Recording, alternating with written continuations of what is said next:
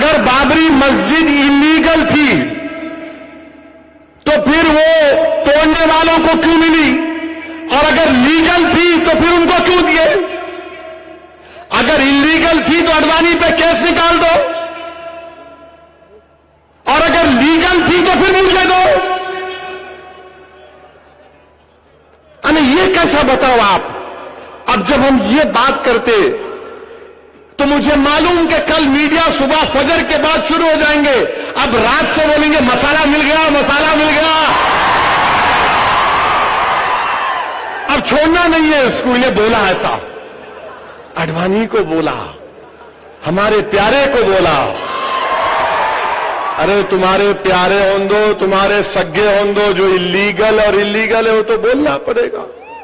اگر بابری مسجد اللیگل تھی تو کیس کیوں چل رہا ہے؟ اور اگر بابری مسجد لیگل تھی تو پھر کیوں کس کو دے رہے آپ؟ بنیادی سوال ہے۔ اب وہ 1045 پیج کا ججمنٹ کھول کے بیان کرے تو فجر ہو جاتی۔ میں تھمز اپ ہوں، میں مودی جی کی طرح پڑھا لکھا ہوا نہیں ہوں۔ غلطی سے سالار ملت نے مجھے لندن بھیجا کر بیرسٹری کی ڈگری کرائی، پھر بھی آئی ایم اونلی تھمز اپ۔ مودی جی کے پاس بڑا علم ہے، بڑے قابل ہے، میں مانتا ہوں۔ میرا ایک ہی سوال ہے، آپ کو تکلیف کیوں ہو رہی؟ میں پوچھا تو آپ کو تکلیف کیوں ہو رہی میرے بھائی؟ میرا بنیادی سوال ہے۔ اب ہم یہ فیصلے سے مطمئن کیوں نہیں ہے؟ میرا جو لڑائی ہے، میرا قانونی رائٹ ہے بابری مسجد، جس کو انگریزی میں بولتے ہیں لیگل رائٹ۔ میری بابری مسجد میرا لیگل رائٹ ہے۔ میں زمین کے لیے نہیں لڑ رہا ہوں، میں مسجد کے لیے لڑ رہا ہوں۔ اور علماء کرام نے بتا دیا، حسان فاروقی نے اپنی تقریر میں کہا، علماء کرام نے کہا کہ مسجد تحت شورا سے لے کر مسجد ہی ہوتی ہے، اور مسجد جب قیامت آئے گی تو اللہ سبحانہ و تعالی مسجد و دنیا کی مساجد کو اٹھا کر جنت میں رکھے گا۔ علماء ہے، پوچھ لو آپ۔ سب چیز تباہ ہو جائے گی جب سور پھونکا جائے گا سوائے مسجدوں کے۔ مسجد اللہ کی ہے۔ اور آج جو لوگ مجھے فون کر کے بول رہے کہ تمہاری یہ بات سن کے بڑی تکلیف ہوئی، کیوں تم نہیں مان لیتے اس بات کو؟ میں نے کہا مسٹر، آپ بہت پڑھے لکھے ہیں، آپ قابل ہیں۔ مسجد کیا آپ کے ابا کے جہیز میں آئی تھی؟ کیا نہیں آئی تھی؟ مسجد اللہ کی ہے، اللہ کی رہے گی۔ نہیں، کیا ہوتا؟ کیا ہوتا؟ کیا نہیں ہوتا؟ اگر یہ آرگیومنٹ کو مان لیں گے تو پھر مسجد اقصی بھی چھوڑ دو، مسجد اقصی بھی چھوڑ دو نا بھائی۔ 70 سال سے لڑ رہے ہیں مسجد اقصی کے لیے، چھوڑ دو بولو۔ اور یاد رکھو، آپ 5 ایکڑ دیے، میں بڑی عزت سے کہہ رہا ہوں، مسلمان ہندوستان میں غریب ہے، دلتوں کے بعد سب سے زیادہ ہماری کم آمدنی ہے۔ ملک میں ایک عام ہندوستانی 10,000 روپے مہینے کو کماتا تو ہم لوگ 8-9 ہزار بھی نہیں کماتے۔ بے روزگاری ہے، کرائے کے گھر میں رہتے ہیں، جیلوں میں ہم بھرے ہوئے ہیں انڈر ٹرائل کے طور پر، ہمارے محلے جات میں ترقی نہیں ہوتی، اسکول نہیں کھولے جاتے، پولیس اسٹیشن کھولے جاتے، اسپتال نہیں کھولے جاتے، جوئے اور شراب خانے کھولے جاتے۔ ان تمام کے باوجود بھی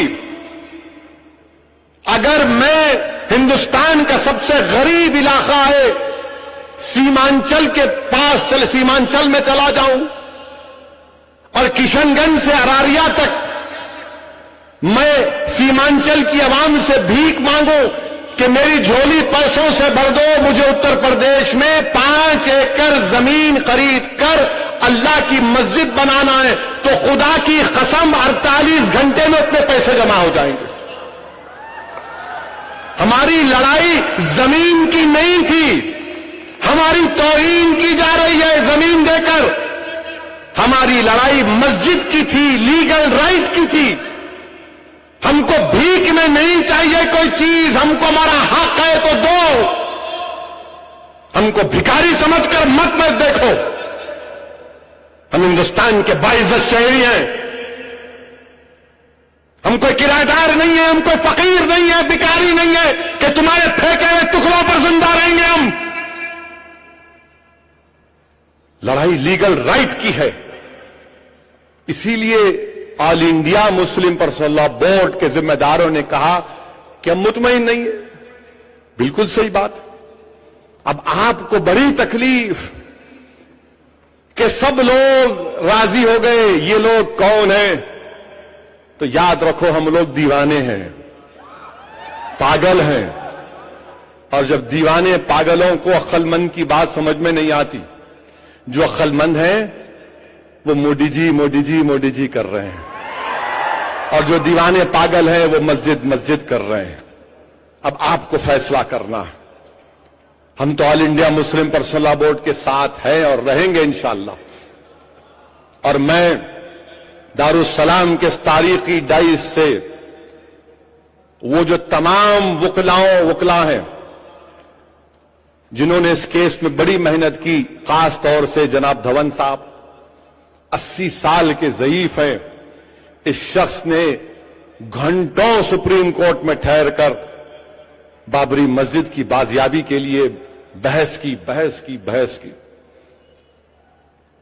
نافڈے صاحب ہیں، محترمہ میناکشی صاحبہ ہیں، سید شکیل صاحب ہیں، ایم آر شمشاد صاحب ہیں. کئی وکلا ہیں جنہوں نے رات بھر بیٹھ کر تیاری کی.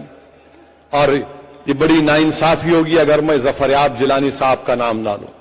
میں نے اپنی آنکھوں سے دیکھا کہ ظفریاب جیلانی صاحب رات میں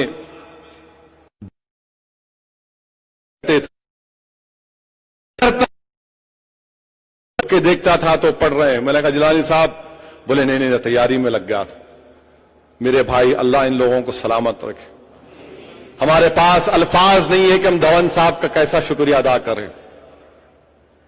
میرے عزیز دوستوں اور بزرگوں، اس پرآشوب دور میں دھون صاحب کا ایک کیس لینا اور اس کو لڑنا یہ خود بہت بڑی بات ہے.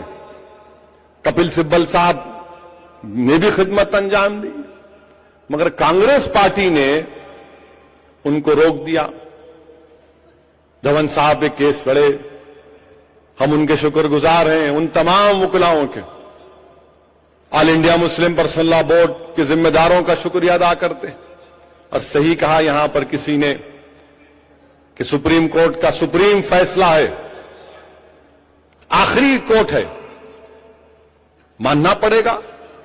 مگر کم سے کم کوئی ہم پر الزام تو نہیں لگا سکتا کہ ہم نے وہ زمین کسی کو دے دی، کسی کے حوالے کر دی کہ بنا لو تم. کیوں لڑنا ہے مسجد کے لیے؟ کیونکہ آج بھی B J P R S S کے پاس ایسے کئی مساجد کی لسٹ ہے جو وہ چاہتے ہیں کہ اس کو تبدیل کیا جائے. موہن بھگوت کا بیان آیا جھوٹ پر مبنی ہے.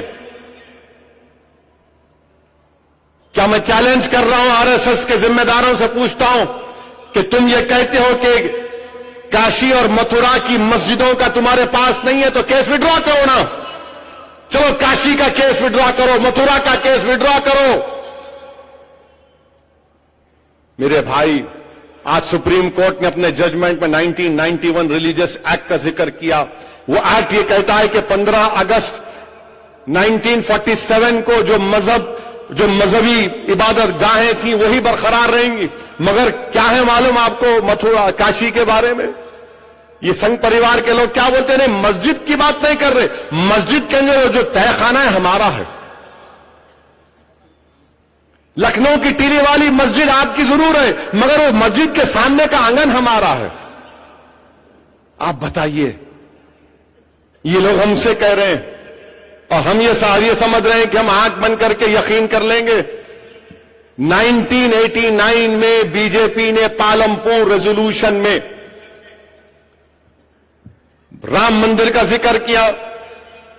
1960 میں وشو ہندو پریشد بنی. جب وشو ہندو پریشد بنی تو رام مندر کا ذکر نہیں تھا. 60s کے اینڈ میں بلکہ 80s میں تحریک شروع ہوئی. 89 میں پالنپور کا ریزولوشن 92 میں شہید کر دیا گیا.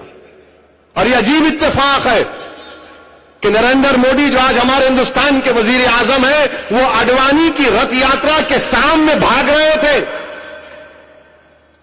اڈوانی کی رتھ یاترا کے سامنے بھاگ رہے تھے اور اس اڈوانی کی رتھ یاترا جہاں کہیں بھی گئی فساد ہوا, انسانیت برباد ہوئی. آج مسجد شہید کیوں گئی؟ مودی پرائم منسٹر بن گئے, اڈوانی کو پدم شری دیا گیا. اور آج اڈوانی کہتے ہیں کہ رام جنم بھومی کی تحریک آزادی کی تحریک کے بعد سب سے بڑی تحریک تھی. مسٹر اڈوانی, آزادی کی تحریک ایک پاک تحریک تھی جس میں ہم تمام نے اپنا خون بہایا تھا انگریزوں سے غلامی سے چھٹکارا حاصل کرنے کے لیے. آپ کی اس تحریک کو اس آزادی کی تحریک سے ہرگز مت ملائیے. کم سے کم مجاہدین آزادی کی توہین تو مت کرو اڈوانی. میرے عزیز دوستوں اور بزرگوں, اگر بابری مسجد شہید نہیں ہوتی تو کورٹ کیا فیصلہ دیتا بتاؤ میرے کو؟ اگر وہی مسجد برقرار رہتی تو کیا کورٹ بول سکتا تھا کہ توڑو اس کو, توڑ کے دو؟ کس نے توڑا پھر؟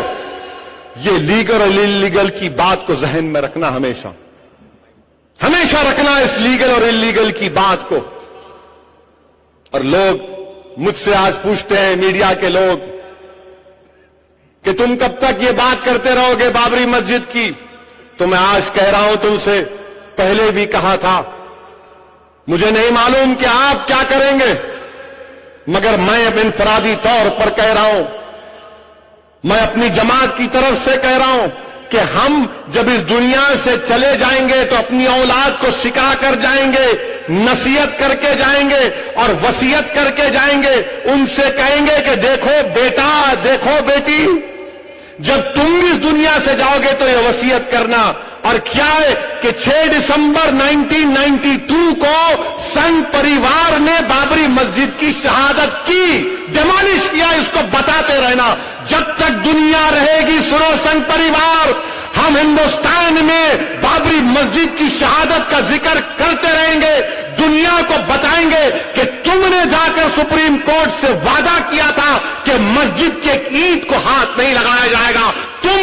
تمہارے لوگوں نے مسجد کو شہید کیا اور ہماری مسجد جو 550 سال سے وہاں پر تھی, جہاں پر ہم نے حی علی الصلاۃ اور حی علی الفلاح کی صدائیں دی, تم نے مسجد کو شہید کیا اور مومنٹوں کے طور پر تم نے اینٹ کو اٹھا کر لے کر گئے.